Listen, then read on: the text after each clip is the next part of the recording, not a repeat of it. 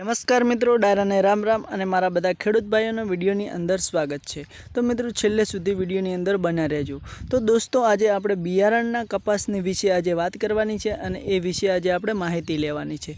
તો દોસ્તો તમને એવું લાગી રહ્યું હશે કે આ જે બધા છોડ દેખાઈ રહ્યા છે, બિયારણના કપાસના જે છોડ દેખાય છે એની અંદર લાલ કલરના બિલ્લા લગાવેલા છે। તો દોસ્તો એ શું કારણે લગાવે છે એ વિશે આજે આપણે વાત કરીશું। તો ચાલો દોસ્તો અમારા સાથે તમે બન્યા રહો અને અમે તમને એ હરેક માહિતી बतावीशुं। तो दोस्तों तमे जोई रह्या हशो कि आ जे खेतरनी अंदर तमने बधी जग्याए लाल कलरना छोड़ पर बिल्ला लगावेला जोवा मळी रह्या छे। ए शुं कारणथी दोस्तों आपणे बिल्ला लगावे छीए ए विषे आजे वात करीशुं। तो चालो दोस्तों फाइनल आपणे आवी गया छीए आपणा कपासनी अंदर, बरोबर।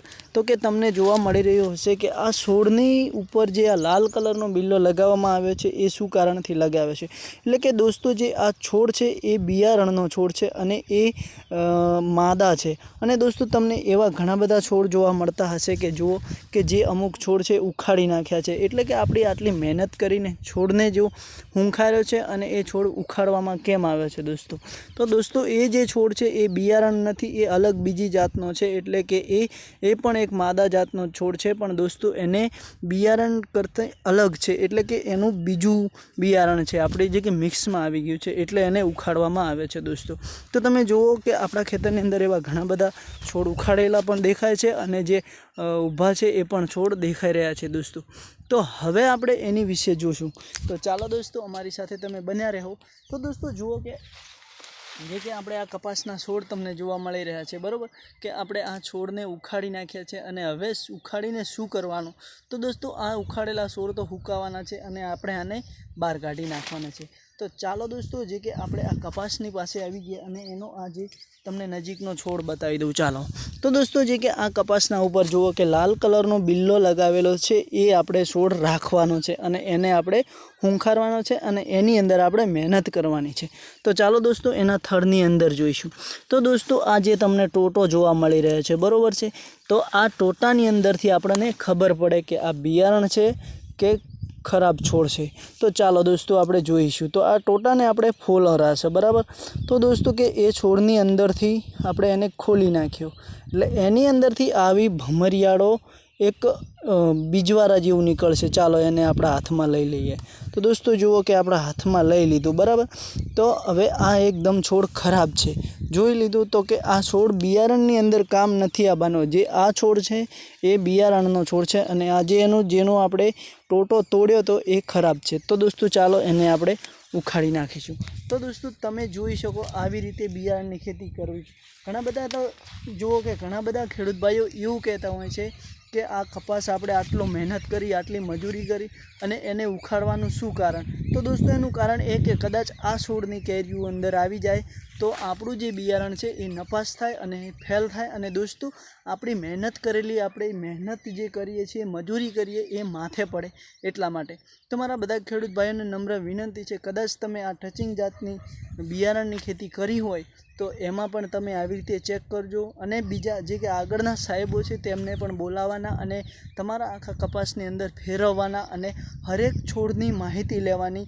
અને કે સર આ આપણને ખબર ના પડે તો બીજા કોઈ ખેડૂત ભાઈને બોલાવીને કહેવું કે જે આ છોડ છે, આ જે કે આપણે આ છોડ ઉખાડ્યો છે એ શું કારણથી ઉખાડ્યો છે અને આમાં શું તકલીફ છે એના કારણથી આપણે આ છોડને ઉખાડીને ફેંકી દેવામાં આવે છે। તો એ આપણને હર જાતની માહિતી આપશે दोस्तों। એટલે કે આનો જે આ છોડ છે એ બરોબર છે, કોઈ તકલીફ નથી આની અંદર, પણ આ જે છોડ છે એ ખરાબ છે। એટલે કે આ બિયારણનો છોડ નથી, આ કોમર્શિયલ માદા છે, સાદો છોડ છે। આની जो કેરીનું રૂ આવે છે એ આપણા કપાસના બિયારણના રૂને ખરાબ કરી શકે છે, બગાડી શકે છે અને એને નપાસ પણ કરાવી શકે છે दोस्तों। તો ચાલો दोस्तों આપણે સાથે સાથે આગળ વધીશું અને એની વિશે ચર્ચા કરીશું। તો હવે दोस्तों તમે જુઓ કે આપણા ખેતરની અંદર લાગેટ બિલ્લા આ બાજુની અંદર આપણે કે લાલ કલરના બિલ્લા ચડાવી દીધા છે અને આ બાજુની જગ્યાએ ખાલી પડી છે અને તમને એવા ઘણા બધા છોડ નીચે પડેલા પણ જોવા મળી રહ્યા છે કે ઓહો કપાસની અંદર તો રોશન વાળી નાખ્યું છે, કોઈ બાકી નથી રાખ્યું, એટલું બધું નુકસાન છે।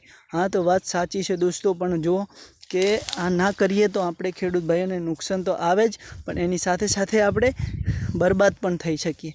એટલા માટે દોસ્તો આપણે આ છોડ ઉખાડવા પડે છે. તો તમે જુઓ કે આની અંદર જે કે તમને જોવા મળે છે, આ છોડને લાલ કલરનો બિલ્લો લગાવ્યો છે અને આની અંદર નથી લગાવ્યો. તો એનું રિઝલ્ટ પણ આપણે લઈશું અને એની વિશે પણ વાત કરીશું. તો દોસ્તો એની અંદર કેમ નથી લગાવ્યો એનું કારણ એ છે કે જે આ છોડ છે એની અંદર હજુ સુધી એને ભમરી નથી બેઠી અને એને ફૂલ નથી આવી, એના કારણથી એ છોડ બાકી છે. તો દોસ્તો આપણે 2 દિવસ પછી ફરીથી ફરશું અને ફરીથી આજે કે આ છોડ છે એની અંદરની જે આ ભમરીઓ છે એ આપણે ચેક કરીશું અને ચેક કરીને એને જોઈશું કે આ ડોકો સાચો છે કે ખોટો છે એ પણ આપણે જોઈશું. અને સાચો હશે તો એને આવી રીતે કે આ જે લાલ કલરના મારી જોડે બિલ્લા છે એ બિલ્લા આપણે લગાવીશું, અને કે ના આ સાચો ડોકો નથી તો દોસ્તો એને આપણે ઉખાડીને ફેંકી દેવાનો.